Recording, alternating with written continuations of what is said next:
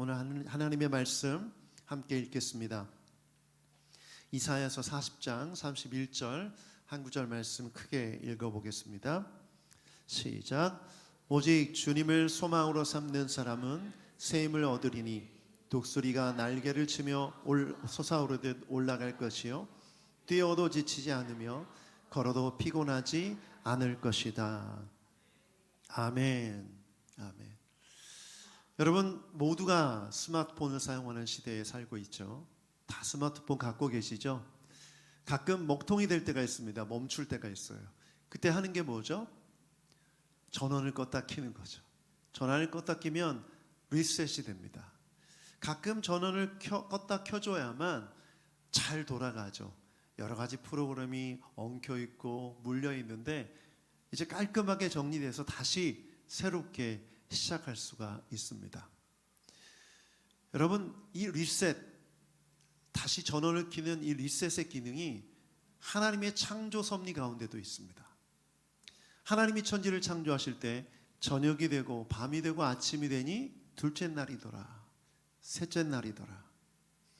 여러분 하루가 이렇게 끝나고 시작되고 끝나고 시작되고 또 일주일이 시작되고 또 한 달이 끝나고 시작되고 한 해가 끝나고 시작되고, 여러분 이것에는 단순히 우리가 시간을 계산하고 구분하기 위함이 아니라 하나님께서 우리의 삶을 리셋시키시려는 의도가 담겨 있는 것이죠. 하나님의 창조섭이라는 거예요. 그런데 왜 이렇게 하셨을까요?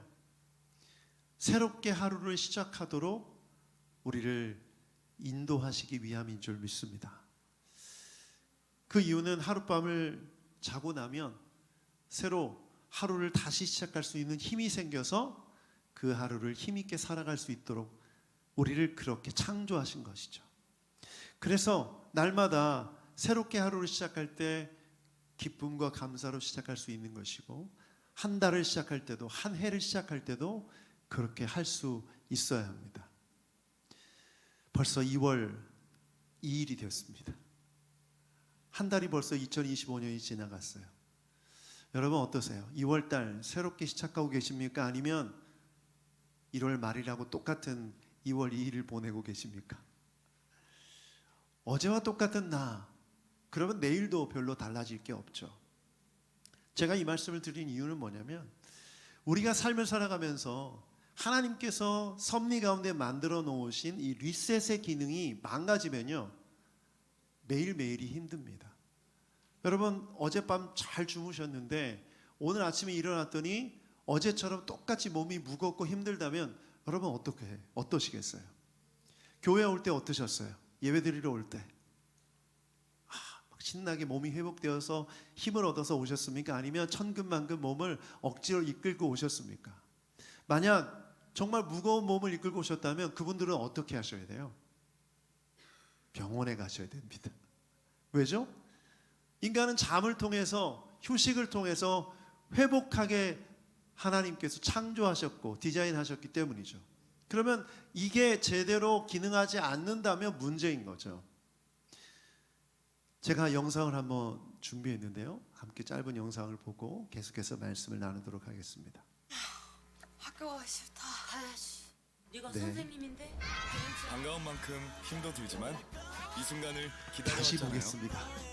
아주 중요한 대사가 처음부터 나오기 때문에 영상을 다시 한번 틀어주시면 감사하겠습니다.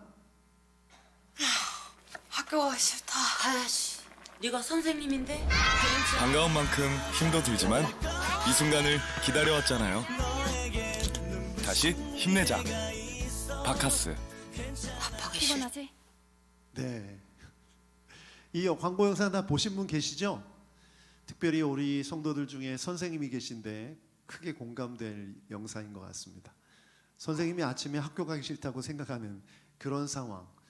또 마지막 대사가 이 엄마가 밥하기 싫다고 말하죠. 매일 반복되는 삶 속에서 회복되어야만 새롭게 하루를 살 수 있고 새롭게 한 달을 살 수 있고 새롭게 1년을 살 수가 있는데, 이렇게 되지 않으면 인간은 어떻게 되냐면 무기력증에 빠지게 됩니다. 무기력증에 빠지게 되면 기대와 소망이 사라지는 거예요. 점점 내일에 대한 기대와 소망이 사라지기 때문에 점점 무기력하게 되고, 그 무기력함 가운데 아무것도 하기 싫어지고 어떤 일을 해도 즐겁지 않고 기쁘지 않는 그런 삶을 살게 될 수밖에 없는 거죠. 혹시 여러분 이 얘기를 들으면서 이거 내 얘기인데 이런 생각이 드는 분 계세요? 그분은 오늘 말씀을 잘 들으시길 바랍니다. 저는 그런 무기력한 마음이 있는 분들은 일단 방치해서는 안 된다고 생각합니다. 그 무기력함이 여러분을 결국 여러 가지 힘든 일들로, 문제로 이끌어갈 것이기 때문에 그렇습니다. 우울증이 생기기도 하고요. 여러 가지 많은 정신적인 문제를 일으킬 수도 있기 때문에 그렇습니다. 그래서 여러분 이미 알고 있듯이 그런 무기력증이 느껴질 때 어떻게 하라고 말합니까? 정기적인 운동을 하고 충분한 수면을 하고 취미 생활을 하고 스트레스를 관리하고 건강한 식습관을 가지고 긍정적인 자기 대화, 그런 대화, 거울을 보면서 힘내, 넌 할 수 있어, 이런 긍정적인 자기 대화를 하라는 그런 조언들이 많이 있죠. 저는 오늘 이런 세상적인 조언을 나누려고 하는 것이 아닙니다. 저는 말씀을 통해서 우리 그리스도인들에게, 신앙인에게 주님께서 무기력한 삶을 가운데 살아가는 사람에게 주시는 말씀을 나누려고 합니다. 왜냐하면 우리도 똑같이 신앙 안에서 살아도 이런 무기력증에 빠질 수 있기 때문이죠. 제가 예전에 선교사님들을 만났는데 한 선교사님이 무슬림 선교를 하시는 분인데 이런 말씀을 하세요. 20년 가까이 무슬림 선교를 했는데 열매가 없다는 거예요. 전도가 안 된다는 거죠. 실제로 무슬림 지역에서 전도한다는 건 정말 어렵습니다. 워낙 그 사회적으로 견고한 벽 같은 게 있어서 복음을 전파하기가 너무나 어려운 거예요. 그런데 20년을 했는데도 한 사람도 전도하지 못한 그분은 어떤 사역의 우울증에 빠져 있는 거예요. 무기력증에 빠져서 더 이상 뭘 해도 안 되는 그런 상황 속에서 그저 하루하루 살아가는 선교사님의 이야기를 들은 적이 있어요. 그래서 오히려 그분이 아주 위험한 수준까지 가서 선교 본부에서 그분을 불렀다는 얘기를 들은 적이 있습니다. 최근에 또한 개척하신 개척 목사님을 만났는데 그 목사님도 이런 무기력증을 호소하더라고요. 열심히 해도 사람이 안 온다는 거예요. 열심히 해도 전도가 안 된다는 거예요. 전도지를 20만 장 이렇게 뿌려도 아무도 전도지를 받고 교회에 오는 사람이 없다는 거예요. 아무리 열심히 해도 목회에 어떤 열매가 보이지 않을 때 목회자도 이런 무기력증에 빠지게 되는 거예요. 여러분도 그렇지 않습니까? 오랫동안 기도 제목을 가지고 기도했는데 그 기도가 이루어지지 않으면 영적인 무기력증에 우리도 빠질 수밖에 없죠.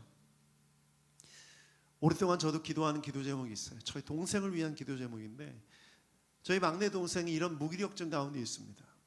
그런데 오랫동안 기도했는데 응답이 없어요. 저 벌써 몇 년간 이 부분을 놓고 기도했는데도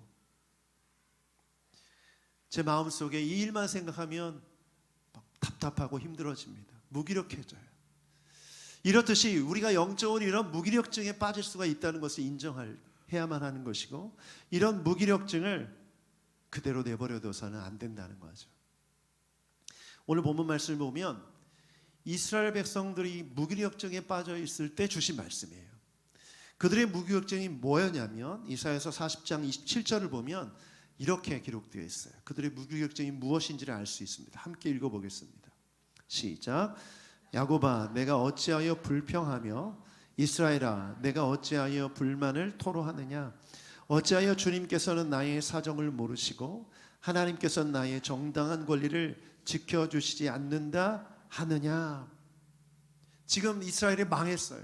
재산도 다 불타 없어지고 빼앗기고 사람들은 죽어나가고 이런 정말 참혹한 상황에서 하나님을 향해서 불평하고 있는 거예요. 하나님 어디 계십니까? 내 모든 사정을 다 아시면서 왜 하나님이 역사하지 않습니까? 답답한 마음 가운데 자신들이 할 수 있는 것이 아무것도 없음을 자각하고 너무나 힘들어하고 있는 상황인 거죠. 그때 이사야 선지자를 통해서 이런 메시지가 전해집니다. 오늘 본문 말씀이에요. 함께 읽어보죠. 이사야서 40장 31절 시작. 오직 주님을 소망으로 삼는 사람은 새 힘을 얻으리니 독수리가 날개를 치며 솟아오르듯 올라갈 것이요 뛰어도 지치지 않으며 걸어도 피곤하지 않을 것이다. 무기력증에 빠져있고 불평하고 불만 가운데 답답한 마음을 토로하는 그들에게 하나님께서 이렇게 말씀하시는 거예요. 오직 주님을 소망으로 삼는 사람은 새 힘을 얻는다. 왜? 주님은 지치지 않으시는 분이시기 때문에, 주님이 주시는 새 힘은 끊임이 없기 때문에, 주님이 주시는 힘의 원천이 마르지 않고 영원하기 때문에 주님을 바라보라, 주님을 의지해라, 이렇게 말하고 있는 것이죠. 그것이 무기력 가운데 벗어날 수 있는 길이라는 거예요. 예수님도 비슷한 말씀을 하셨어요. 요한복음 7장 38절을 보면 예수님이 이렇게 말씀하셨어요. 같이 한번 읽어보겠습니다. 시작. 나를 믿는 사람은 성경이 말한 바와 같이 그의 배에서 생수가 강물처럼 흘러나올 것이다. 예수님이 이런 말씀하신 이유가 뭐냐면, 사람들이 목마른 상태에서 물을 구하고 찾는데 예수님께서 자기 자신을 생수로 지칭하시면서 나를 믿는 사람은 그 속에서 그 생수가 넘쳐서 영원히 목마르지 않는다 말씀하시는 거예요. 왜? 여러분, 인간은 목마를 수밖에 없는 존재죠. 그래서 세상에서 주는 물을 채우려고 해요. 그 갈증을 해결하려고 해요. 그러나 그 모든 물들은 유한하죠. 완전하지 않아요. 영원하지 않아요. 한계가 있어요. 그런데 예수님은 한계가 없으시죠. 그렇기 때문에 예수님은 나를 믿는 자는 그 속에서 생명의 물이 넘쳐날 것이다. 그리고 이것이 무엇인지 39절에 말씀해 주셨어요. 함께 읽어보죠. 요한복음 7장 39절 시작. 이것은 예수를 믿는 사람이 받게 될 성령을 가르쳐서 하신 말씀이다. 예수께서 아직 영광을 받지 않으셨으므로 성령이 아직 사람들에게 오시지 않았다. 아멘. 여러분, 예수님 믿으십니까? 그러면 여러분 안에 누가 계세요? 성령이 계세요. 그분이 마르지 않는 샘물로 우리의 영혼을 적셔주셔서 우리의 무기력함에서 벗어나게 해주시는 줄 믿습니다. 우리에게 힘을 주시는 줄 믿습니다. 이것이 성경의 메시지예요. 그러므로 하나님은 어떤 분이십니까? 끊임없이 우리에게 힘을 주시는 분이시며 우리의 갈증을 끊임없이 해결해 주시는 분이신 줄 믿습니다. 그러므로 무기력함을 느낄 때마다 우리는 이 말씀을 의지해서 누구 앞에 나아가야 합니까? 주님 앞으로 나아가야 합니다. 우리 주님은 이렇게 일하실 준비가 되어 있으십니다. 여러분에게 힘을 주시고 여러분의 영혼을 적셔 주실 준비가 되어 있어요. 문제는 뭐냐면 우리가 할 일을 하는 것이에요. 주님은 그럴 준비가 되어 있으시고 기다리고 계세요. 그렇다면 이제 내가 해야 할 일을 하는 것이죠. 그것이 뭐냐면 주님을 바라보는 것입니다. 주님을 의지하는 것입니다. 이것이 신앙생활의 기초가 되고 중심이 되는 것이에요. 베데스다 연못에 38년 된 병자가 있었어요. 그 연못에 물이 동할 때, 물이 움직일 때 가장 먼저 들어간 사람이 병이 낫는다는 것을 믿고 의지해서 그 연못가에 38년 동안 누워 있었던 병자가 있었어요. 그에게 예수님께서 가셔서 말씀하십니다. 낫고 싶으냐? 38년 동안 무기력하게 소망 없이 누워있던 병자에게 하셨던 질문이에요. 그러자 예수님께서 그에게 이렇게 말씀하세요. 이제 내 자리를 걷어 가지고 걸어가라. 내 자리를 걷어 가지고 걸어가라. 정말 단순한 메시지죠. 여러분, 38년 동안 그 자리에서 그가 가지고 있었던 무기력함, 그가 느꼈던 그 무기력감 한번 상상해 보십시오. 먼저 자신이 그런 병에 들었다는 그 생각이 너무나 괴로웠겠죠. 그리고 내가 나을 수 있는 방법이 여기에 있는데 나를 도와줄 사람이 주변에 아무도 없다는 것이 너무나 절망적이었겠죠. 이게 1년만 이렇게 지속돼도 괴로운데 38년이 됐다는 것은 이 절망의 깊이가 얼마나 깊은지를 알려주는 거예요. 저는 이런 생각을 해봤어요. 만약 예수님이 네가 낫고 싶으냐? 그러면 일어나 네 자리를 걷고 걸어가라고 말씀하시는 말씀에 만약 이렇게 반응했다면 에이 내가 지금 38년이 됐는데 난 못해. 지금 하나님이신 예수님이 나를 고쳐주시려고 하는데 계속 그 우물물만 베데스다 연못물만 바라보고 있다면 그에게 이런 기적이 일어나지 않았겠죠. 이건 저의 영적인 상상력입니다. 저의 묵상이에요. 그런데 그 자리를 걷어 가지고 일어나 걸으라는 이 말에 몸을 움직인 거예요. 팔을 움직인 거예요. 다리를 움직인 거예요. 어떻게 보면 아주 단순한 행동이죠. 아주 단순한 행동이에요. 그런데 그 단순한 행동이 그에게는 엄청난 순종이었고 그 팔에 그 다리에 힘을 얻어서 그 자리를 걷어서 일어나 걸을 수 있는 놀라운 기적을 경험하게 하셨다는 거예요. 예수님이 이렇게 하지 않으셨어요. 그 사람을 잡아 일어나서 팔을 만져주고 마사지해주고 뭐 약을 먹여주고 그렇게 치유하지 않으셨다는 거예요. 말씀으로 치유하셨고 말씀을 듣고 아주 작은 몸짓으로 순종할 때 그에게 기적이 일어나는 거예요. 여러분 38년 된 병자보다 더 무기력한 사람이 누가 있겠습니까? 여러분 그것보단 낫지 않습니까? 지금 우리가 살고 있는 이 세상 속에서 내가 경험하는 그 무기력함 가운데 나는 어떻게 반응해야 될 것인가?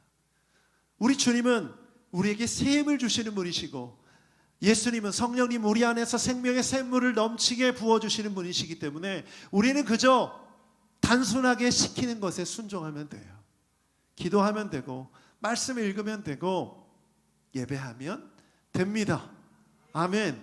이 단순한 일에 영적인 무기력함을 이길 수 있는 비결, 주님의 뜻이 있음을 믿는 여러분들에게 축복합니다. 그래서 저는 목회자로서 많은 프로그램을 경험하고 많은 얘기를 들었지만 그 모든 프로그램들과 모든 행사들과 모든 세미나의 핵심은 다 뭐예요? 주님께 나아가는 거예요. 그게 결론이에요. 여러 가지 방법적인 도구들을 고민해서 만들어서 이렇게 해야 됩니다, 저렇게 해야 됩니다 제시하지만 결국 답은 그거예요. 제가 말씀학교 질문과 대답이라는 시리즈 성경 공부를 하지만 그 성경 공부의 답도 그거예요. 결국 하나님 앞에 나아가자. 그분이 우리에게 힘을 주시고 우리의 영을 적셔주실 것이다. 그러므로 아주 작은 것에서부터 순종함으로 영적인 무기력함을 극복할 수 있는 줄 믿습니다. 그러므로 여러분 핑계대지 마세요. 주님 내 상황 아시지 않습니까? 나는 병자예요. 나 힘들어요. 주님 내가 38년 동안 이걸 못했는데 이걸 할 수 있겠습니까? 나 움직이지 못한다니까요. 그러니 불가능한 명령하지 마세요. 주님 내 주변에 나를 도와줄 사람이 없어요. 나는 혼자예요. 너무 외롭고 고독해요. 그러니 주님 나에게 뭐라 하지 마세요. 나한테 내가 아무것도 하지 않아도 보여주는 그런 기적 좀 보여주세요. 여러분 이건 신앙이 아니에요. 이건 신앙생활이 아니에요. 여러분 가운데 혹시 이런 마음으로 무기력함 가운데 있다면 그 마음을 바꾸시길 바랍니다. 우리 주님이 말씀하세요. 움직여라. 네 팔을 움직여 두 손을 모으고 기도해라. 내 무릎을 세워 또 무릎을 꿇고 기도해라. 두 손을 들고 주님을 찬양해라. 이 단순한 명령 앞에 순종할 때 여러분은 주님이 주시는 새 힘을 얻게 될 수 있는 줄 믿습니다. 그래서 저는 여러분이 오늘 이 말씀을 듣고 혹시 좀 무기력함 가운데 있는 분들 계신다면 신앙적으로 또는 삶 가운데 그 무기력함이 있다면 아주 구체적인 적용을 결단하셨으면 좋겠어요. 성경 한 구절 읽기. 이거 어렵지 않죠? 한 구절을 읽는데 10초 걸릴까요? 지금 우리가 바카스 광고 영상 봤는데 15초짜리 영상이에요. 15초면 성경 한 구절 읽을 수 있죠. 잠언 말씀 좋습니다. 잠언 한 구절 읽는 거예요. 조금 더 이것이 익숙해지면 한 장 읽는 거예요. 한 장, 잠언 한 장. 그래서 한 달 읽으면 잠언을 다 읽을 수 있거든요. 예를 들자면 조금 더 넓어지면 시편도 읽고 계속해서 조금씩 하나님께서 내 무기력함을 건져주시고 힘을 주시도록 주님께 나아가는 이 작은 순종의 결단들이 일어나길 축복합니다. 유튜브 보시죠, 여러분. 사실 쓸데없는 정치 뉴스나 이런 거 보지 마세요. 새누리교회 쇼츠 영상을 보시기 바랍니다. 그리고 끝까지 영상을 보시고 좋아요를 꼭 눌러주세요. 제가 광고 시간에 얘기하려고 하는데 지금 얘기합니다. 별거 아닌 순종이 여러분의 삶을 바꿔요. 이거 별거 아닌데 그걸로 내 무기력함이 해결된다고? 아니에요, 여러분. 거기에는 뭐가 있기 때문에? 말씀이 있기 때문에 그 말씀이 여러분을 무기력감 가운데 극복하게 할 수 있는 줄 믿습니다. 여러분, 우리 교회가 정한 기도 모임, 수요기도회, 금요예배, 여러분의 무기력함을 이겨낼 수 있는 좋은 길이에요. 그 시간에 TV 앞에 앉아서 혹은 유튜브 영상 보면서 누워서 손가락 움직이는 그것보다 주님 앞에 나와서 예배하고 기도하고 찬양하며 결국 그것이 여러분을 영적 무기력하면서 이겨내게 극복하게 하는 힘이 되는 것이죠. 여러분, 이 단순한 순종을 하지 않으면서 나는 왜 이렇지? 나는 왜 이렇게 힘들지? 왜 내 주변엔 아무도 없지? 내가 하는 일은 왜 하는 일마다 안 되지? 이런 생각을 해봐야 아무 소용이 없는 것이에요. 저는 오늘 좀 권면하고 싶은 건 매일매일 하루를 마무리할 때 감사일기를 쓰는 거예요. 여러분, 무기력한 사람의 특징이 감사가 사라져요. 이 감사는요, 놀랍게도 우리의 마음과 감정을 회복시킵니다. 하나님에 대해서, 내 주변 상황에 대해서 불평할 일들이 아닌 감사할 일들을 찾아보는 거예요. 여러분, 이렇게 하면 우리의 삶이 변화되는 거죠. 지금 이 말씀을 들으면서 구체적인 결단을 하나씩 하시길 바랍니다. 내가 내 삶 속에서 반드시 해야 할 하나님 앞에 나아가는 행동 하나를 결정하고 그 일을 매일매일 반복하면 그것이 여러분의 영성이 되어서 어떤 상황 속에서도 여러분을 힘내게 하는 그 힘의 원천이 되는 줄 믿습니다. 이렇게 살아야 매일 리셋할 수 있어요. 다시 시작할 수 있어요. 오늘 내가 힘들었어도 내일 소망을 가지고 하루를 시작할 수 있고, 오늘 한 달 내가 힘들었어도 새로운 달을 힘있게 시작할 수 있는 것이죠. 새누리교회 모든 성도들이 이렇게 주님 주시는 힘으로 새 힘을 얻어 이 세상을 살아가기를 주님의 이름으로 축복합니다. 아멘.